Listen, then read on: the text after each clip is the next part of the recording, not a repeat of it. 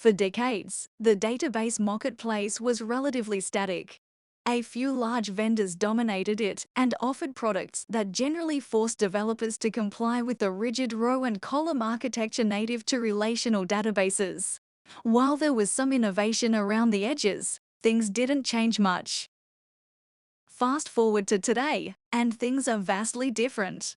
There are more information management choices than ever, and unsurprisingly, the job of selecting a database platform has gotten far more complicated. In this video, we'll explore the rapidly evolving database landscape and share a few reasons why this radical transformation has taken place. This will set the stage for other videos in this series where we'll examine some of the most prominent and promising information management technologies, including, of course, the Flex Vertex Data Multiverse. Relational databases are one of the true technology success stories. It's hard to find another example of a key infrastructure that has been so dominant for so long.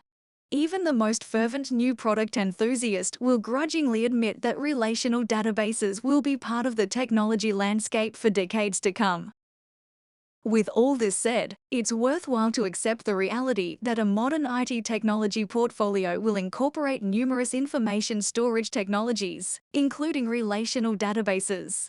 But as we'll soon see, the days of the relational database serving as the one-stop shop for all data needs are over. Although relational databases continue their dominance, the last several years have seen major changes in the way information is gathered, stored, and utilized.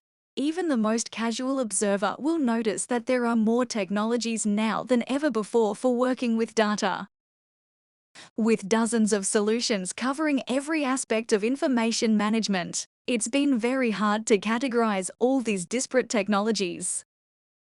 NoSQL, a word that has been in existence for several years, has gained traction as an umbrella term to cover all these non-relational data management solutions. We will explore a collection of these technologies soon. One essential thing to remember is that just because something is labeled as NoSQL doesn't necessarily imply that it doesn't work with SQL.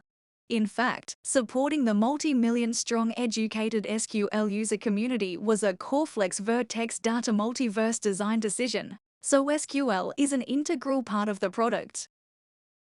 One of the biggest factors in the rise of NoSQL has been the rapid expansion of big data both as a concept as well as in real-world use cases.